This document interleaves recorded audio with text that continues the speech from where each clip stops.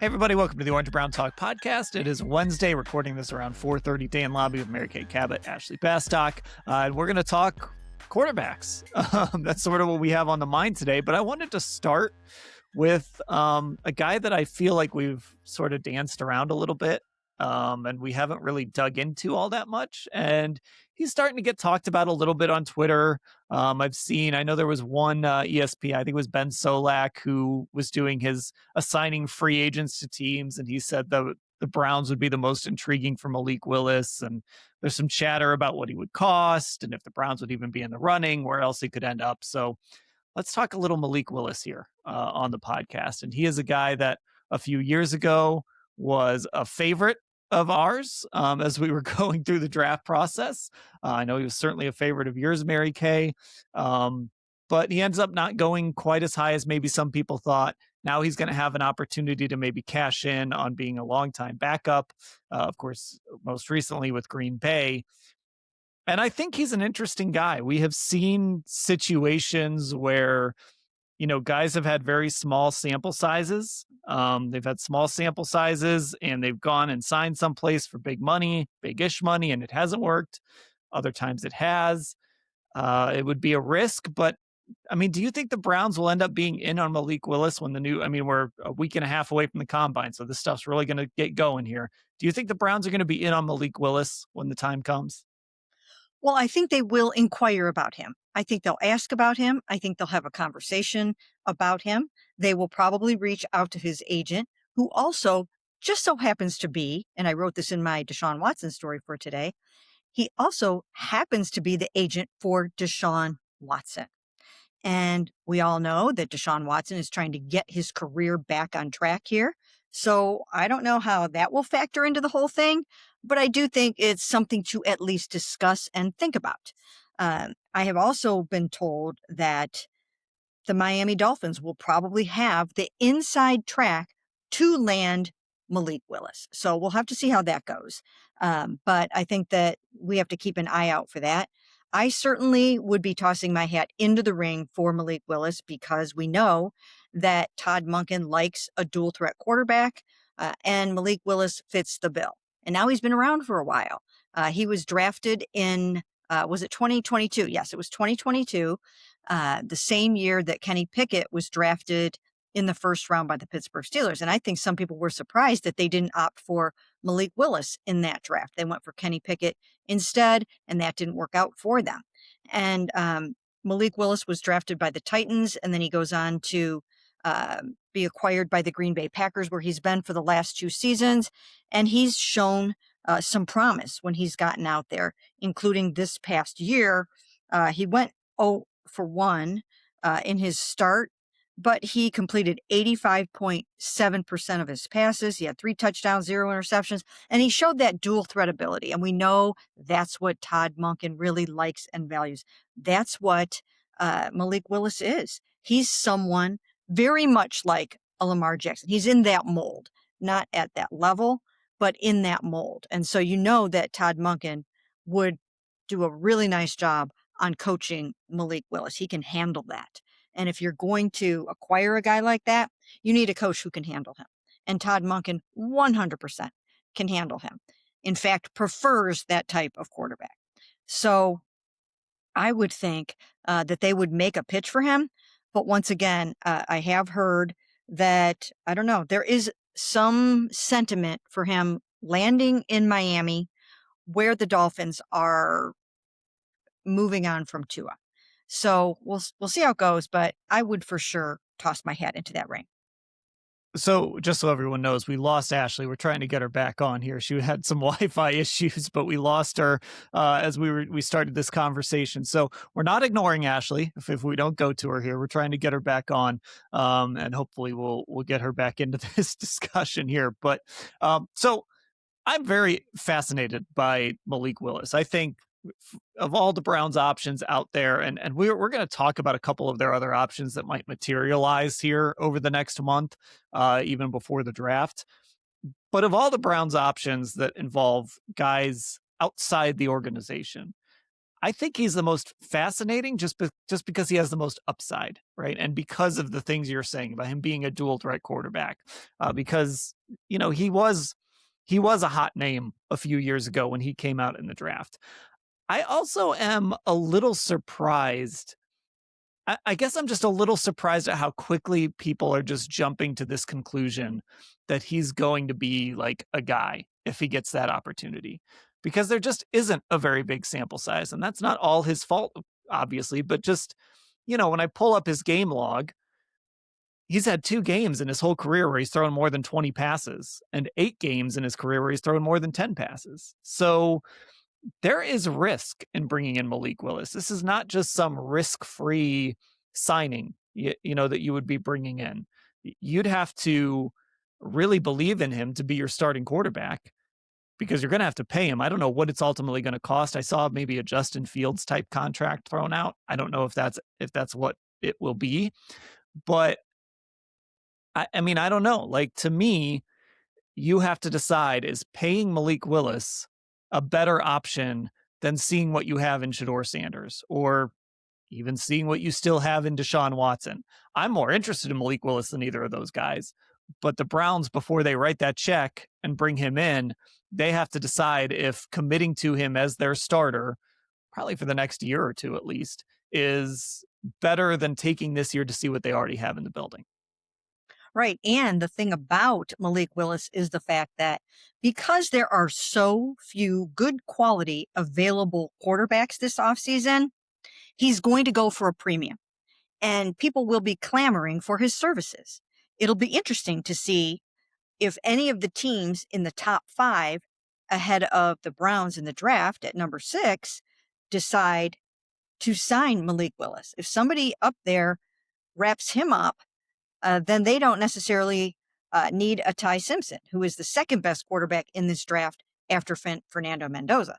So then do you try to make a pitch for him if you really like what he brings to the table? Do you think he's going to be better than Shedeur Sanders? Does he have more upside than Shedeur? These are some of the things that they're going to have to decide. But I do think that there is a world in which the best teams out there that need quarterbacks are going to be vying for Malik Willis, and that he probably is going to have his choice of a number of teams to go to, and that there could be some kind of a bidding war for him, and the price could go up a little bit. So we'll have to see how that goes. But I think, once again, I think the Browns should try. But from what I'm hearing, their chances of landing him at this moment are not spectacular. That's about it. All right, we just got Ashley back, so good news for everyone. Like I said, we weren't freezing Ashley out. We had lost her there for a second. And just I referenced that Justin Fields contract. That was a 2-year, $40 million deal, $30 million guaranteed that he signed with the Jets. So Ashley, you didn't miss a lot. We're just talking about Malik Willis and kind of the decision the Browns have to make, weighing it against Shedeur Sanders, Deshaun Watson, whatever they might want to do in the draft, all of that. When you think about Malik Willis, Cleveland Brown, what do you think? I mean, I think he's certainly intriguing from a skills standpoint, right? And watching him in those last handful of games that he played with Green Bay. But I also think that in a year where there's just not going to be a lot of these guys available, I only caught the tail end of what Mary Kay was saying. And obviously the financial part of this, I think, is going to be significant, because there's teams, I think, that are just going to be in a better position to pay him better, and teams that really need somebody maybe a bit more than the Browns do, that they aren't going to be willing to give that much money, or whatever the case may be, to somebody if they just view him as like a possible bridge guy. But look, this pod was a very Malik Willis friendly pod back in the 2022 draft. Mary Caven wrote a column about why the Browns should have considered him in that quarterback class, even though it was an overall weaker class. And I mean, he just seems like the latest example of what can happen with these guys when they end up in a better situation, have some time to develop. So I think, like, on paper, it's great. I think he'd be great working with Todd Monken.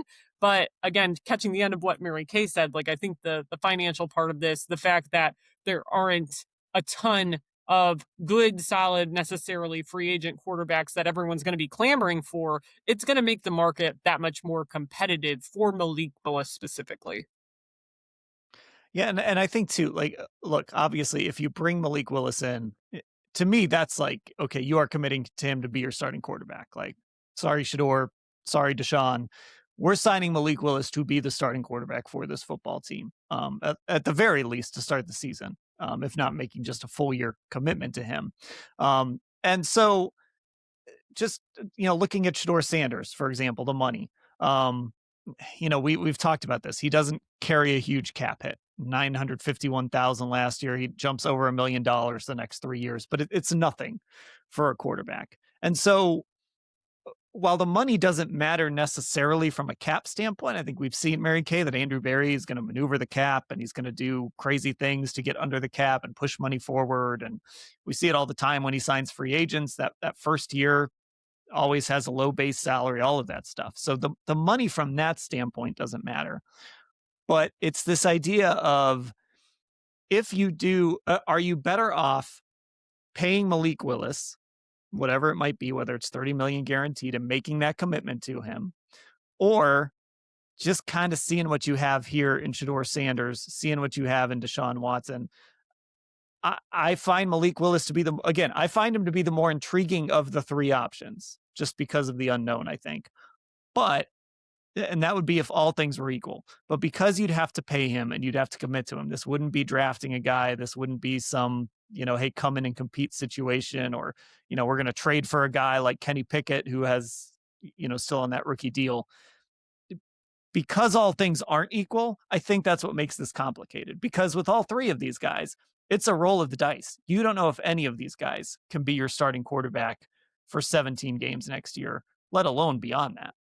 Right. And the amazing thing about this is the fact that as we are taping this right now, it is February 11th and free agency starts on March 11th, 1 month from today. That is almost mind blowing to me. When you get all wrapped up in a coaching search, time just flies. I mean, it just flies. I can't believe it's almost time for us to go to the combine at the end of February here on February 23rd. We're all leaving for the combine. And then by the time we get back from the combine, it's basically time to hit the ground running with free agency 1 month from today. Can't believe that. So very interested to see how that is going to work out. So we will know where Malik Willis is going in 4 weeks. And that is just absolutely incredible. And you're starting to see things now where players such as Dave Njoku, he knows what his future holds, that he's not going to be here. I mean, now is the time when you start to hear those kinds of things. And we'll hear a lot more of that kind of talk at the combine from February 23rd to 28th when we are in Indianapolis coming up. But the thing to remember here about the Cleveland Browns is we have heard this now out of the mouth of Andrew Berry, and we've heard it out of the mouth of Todd Monken. They are 100% open to looking outside of the building at quarterbacks. And they will approach it as though they're an expansion team and that they have to stock their roster and they don't have anything. So that's what they're going to do. They're going to look at all of these available guys. They will check into guys like Malik Willis, maybe Kirk Cousins. They'll do their due diligence on all of these guys. They'll scour the trade market. We know that Andrew Berry loves to make trades. Sometimes you can get a bargain on a guy in a trade, and then you give him the contract extension that you want to give him, as opposed to sometimes overpaying for a guy in free agency. We've seen that is a strategy of his. He used it with Amari Cooper and other players. So we have heard both of those guys say that they are more than willing to look everywhere, to turn over every stone and to try to find a quarterback. And Todd Monken, I'm sure, took this job knowing that he was going to have a chance to get it right at quarterback. I'm sure that was a huge part of those interviews and those discussions. And I'm sure he basically said, I have to have a quarterback. I have to be part of it. You have to give me what I need, or this isn't going to work. So he's going to dive into this. He's going to investigate it. He's going to do his own scouting on this. And if he likes what he sees in the room, fine. If not, they will have to try for a Malik Willis or someone like that. And out of all the guys that I think are available, you're right, Dan, he's the one that fits best what Todd Monken wants to do. Now, it doesn't mean, however, that Deshaun doesn't fit that, because he does. A healthy Deshaun Watson and the Deshaun Watson of old perfectly fits what Todd Monken likes to do. But it's a projection. Nobody knows what he's going to be like coming off of these 2 Achilles surgeries, the shoulder surgery, and all of that. Nobody knows that. It's a big if. We'll talk about this a little bit more coming up, but he started throwing today. He's down there in Florida. He's throwing with Quincy Avery. I think some Browns receivers are going to join him soon, and we'll start to see some videos, and I think we'll have a pretty good idea of what he looks like. But look, Shedeur Sanders, he showed that he can make those off-schedule plays. He can make those off-schedule plays. He exceeded my expectations in terms of elusiveness and avoiding sacks, stepping up in the pocket, sidestepping sacks, hearing the footsteps, running. He was more mobile than I thought he was going to be. He's not a Deshaun. He's not a Lamar Jackson. He's not a Malik Willis. But he's not a statue in the back either. He's not that either. So he can do it. Dylan can do it. Deshaun can do it. Malik can do it. And there are others, I'm sure. And there are quarterbacks in the draft that we might not even know that they have their eye on yet. I'm sure there are some of those. So a lot is going to happen over the next 2 months. Yeah, and I think the whole, outside the organization thing, I think that's the right way to do it. That doesn't mean they have to sign one of these guys or trade for one of these guys if they ultimately decide that they're better off seeing what they have in the building. But I think the absolute right thing to do is look at every single option. I think we saw last season, multiple situations where teams looked outside the building and they found an answer. Indianapolis is an example. Obviously, that went south once Daniel Jones got hurt. Nobody thought Daniel Jones was going to come in and unseat, Anthony Richardson. And now look where the Colts are, after doing that, right? Mac Jones comes in and wins some games for the 49ers, right? That would be a guy that it sounds like the 49ers don't want to trade him, but that's a guy to take a look at. You go to Seattle. They say, thanks for everything, Geno Smith. We're going to send you to the Raiders and we're going to sign Sam Darnold, after everybody thought that Sam Darnold stunk because he played 2 bad games. And now Sam Darnold's holding up a Super Bowl trophy. So, there's going to be somebody out there that's going to be available, and everybody's going to laugh at the team that signs him. And maybe that guy's going to be what Daniel Jones was to Indianapolis in the first half of the season, or what Sam Darnold was to Seattle, or what Sam Darnold was to Minnesota, right? When he got to Minnesota a couple years ago. Like, somebody's going to be out there if you can find him. And that's why, Ashley, I think it is important for the Browns not to just kind of shrug this off and say, let's see what we have. If that's the conclusion they come to after turning over every stone, great. But if there's a better option out there, I think they need to take a chance with it and kind of see what it can do for them.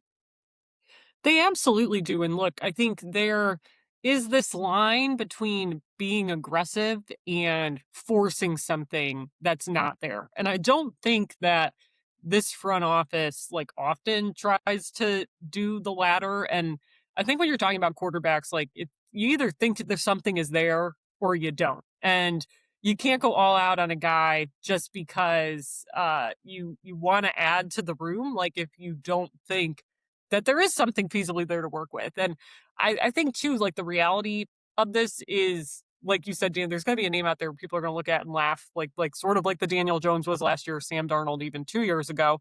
And we don't know who that is yet, which makes it really interesting. And I think with the Browns, though, they just don't have a ton of goodwill, obviously, built up when it comes to finding and identifying quarterback talent.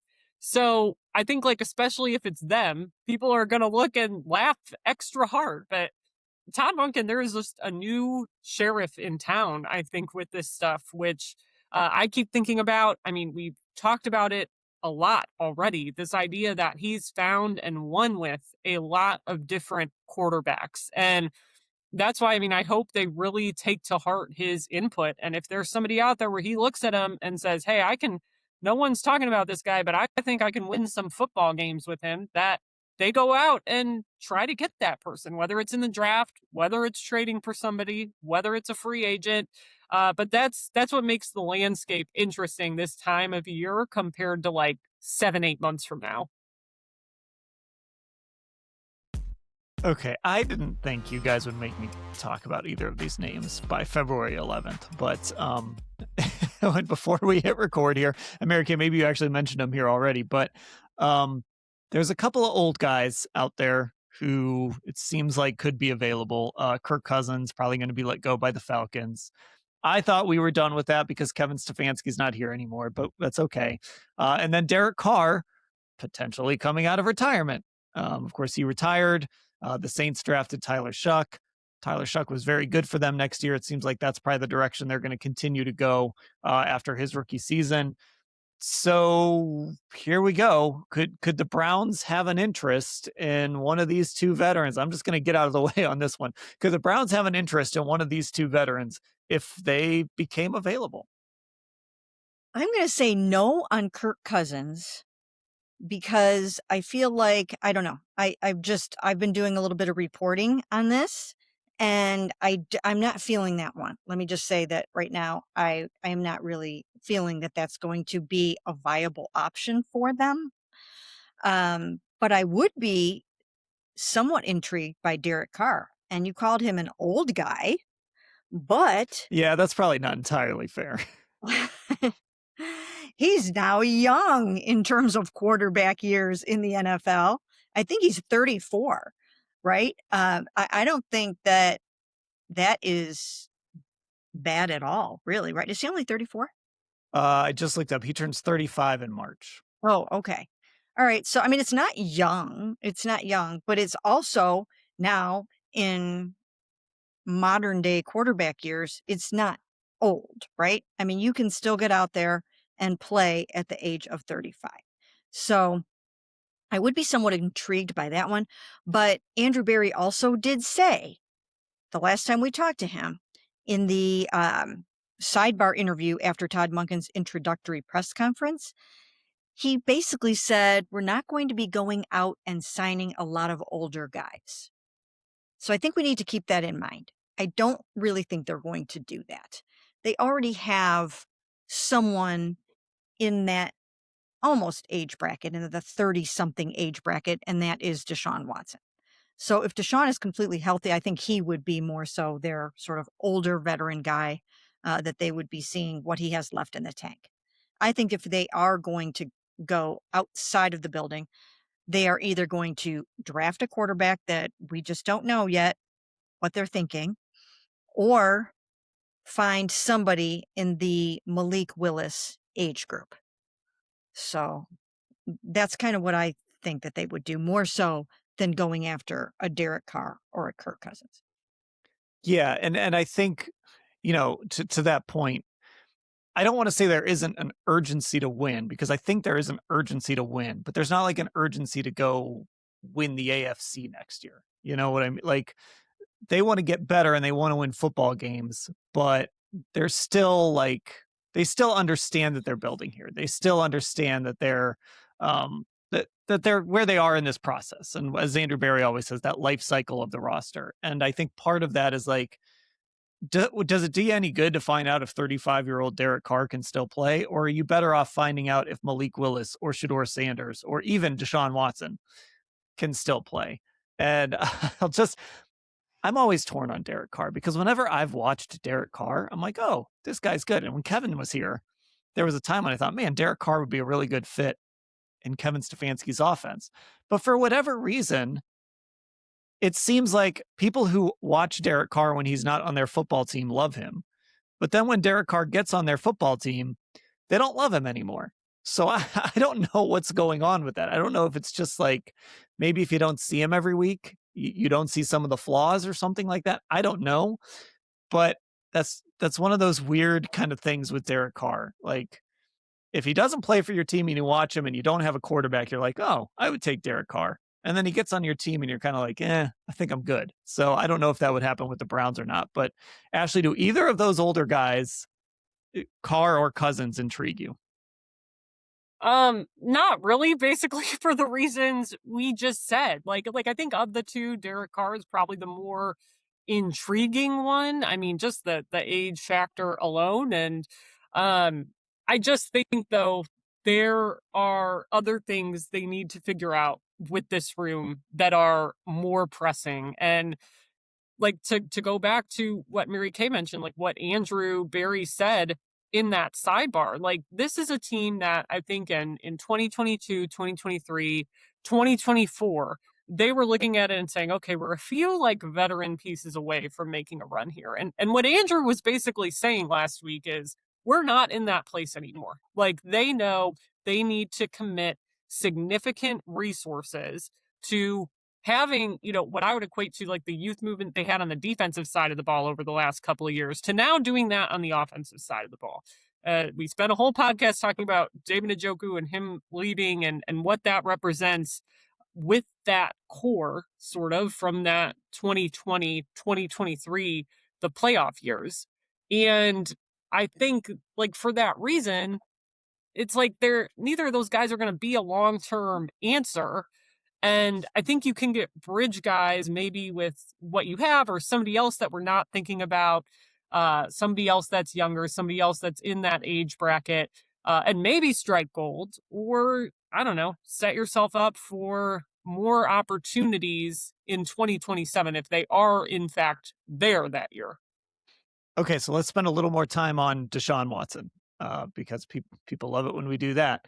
But Mary Kay, he is throwing the football. Quincy Avery tweeted out today video of him throwing a football with credit to you for knowing that Deshaun was going to throw a football today. So that's, of course, his quarterback's coach. So again, we keep coming back to this idea of, look, if Deshaun is on this roster and he can play, you can't hide the guy forever. You can't just tell him to go hang out in the field house by himself or go sit in the meeting room or something like that. He's going to be out there in some form, whether he's competing for the job or he's just kind of out there participating, whatever it is, he's going to be a part of this. And if he looks anything like what we've seen Deshaun Watson look at times in practice, depending on what else they do at quarterback, that's when Todd Monken might say, you know what, I want to see what this guy still has left. So again, if he's around, if he's throwing, if he's practicing, I just don't think you can ever rule him out, no matter how unpopular that would be. No, you can't. And Todd Monken, we now know he has stated that he's intrigued by Deshaun Watson. He has also said that he wants to tap back into a player who was once elite and a 3-time Pro Bowler. And who wouldn't want that? He could be sitting on a gold mine right there in his own quarterback room, or he could be having somebody in his quarterback room that is a nice mentor for the rookies and just doesn't have it anymore. We don't really know. He's looked good in practice. We know that because we've heard that from people that watched him more so than we did. We only got to see the first 15 minutes of practice. But during his 3 weeks, when he was out there in December, I was told that he was more talented than any quarterback out there. And that's not that surprising. He's a 3-time Pro Bowler. We've said this many times on this pod. Pro Bowlers hit differently. They look different when you watch them practice. And he's always had the agility. He's always had the footwork. He's always worked meticulously on his passing and every other little minute detail of his game. He's obsessive about how he works on little things. So it's going to look good in practice. So we know that. And then also the key thing here is not 100% sure that anybody here ever knew exactly what to do with a Deshaun Watson. I think Todd Monken will know exactly what to do with a Deshaun Watson. When Ken Dorsey came in, that year just did not work out at all. It didn't work out for many, many reasons. Everybody was injured. Deshaun was even injured coming off of shoulder surgery. The tackles were injured. Nick Chubb was injured. David Njoku was injured in the first part of that season. It was a disaster. But as they head into this season, they should have an upgraded offensive line. We don't know how good it's going to be, but there will be some new bodies in there. They will have some upgraded skill positions. And if Quinshon Judkins is healthy, they will have their running game. So they should have the components that they need to be an explosive offense. And then you've got Todd Monken and many of the assistant coaches that worked with him in Baltimore and got that thing up and running. And he should know what to do with a Deshaun Watson. So I would think that he would fare better than he has before in Cleveland if he's healthy. Yeah, I mean, can we we talked about this with Kevin, and I think initially there was a feeling that Kevin could kind of adapt, and I think he does a little bit, but I think ultimately Kevin Stefanski's offense at its best has a type at quarterback, right? And it is that Kirk Cousins type. It worked really well with Baker Mayfield for a little while until it didn't. We saw how Jameis Winston looked in it, right? More of a traditional drop back passer. Joe Flacco, of course, is probably the shining example of a guy that came off the couch and slid right into that offense. And I know Jameis was sort of the crossover of the Ken Dorsey, Kevin Stefanski thing, but I think they were doing a little more Kevin friendly stuff, even though Ken was the one calling it. So that's why in Atlanta, I think there's a chance that maybe Michael Penix could do pretty well if he's healthy and they figure out that offense down there. So I think Kevin's got a type. And the reality is actually Deshaun was not his type. Deshaun is really good out of structure. He's really good creating on his own. He keeps his eyes downfield and he's always looking to make that big play, but he's trying to do it a lot of times when it's a broken play. And that just never really jived with what Kevin wants to do. Maybe it would with Todd Monken. I don't know. Maybe there's nothing left. Maybe he's just been out too long and he's just getting too old. But I could see a world where it looks better with Todd, certainly than it did with Kevin. Yeah, I mean, I definitely think there's a world because it just felt like kind of like trying to fit a square peg into a round hole at times with what Deshaun was good at. And also kind of, it felt even back then the Browns were sort of straddling these two worlds, like the things they had been good at through 2021 they didn't quite, I think, need to do anymore or in the same way with Deshaun, or it was just different, right?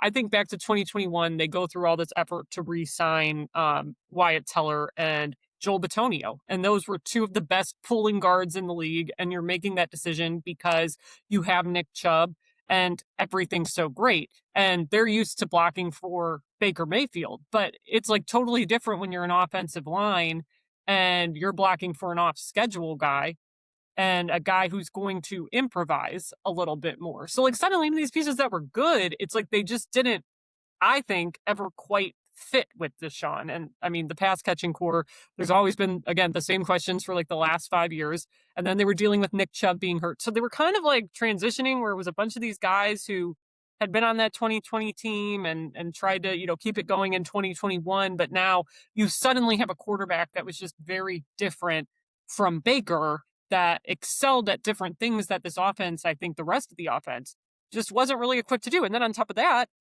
he was injured.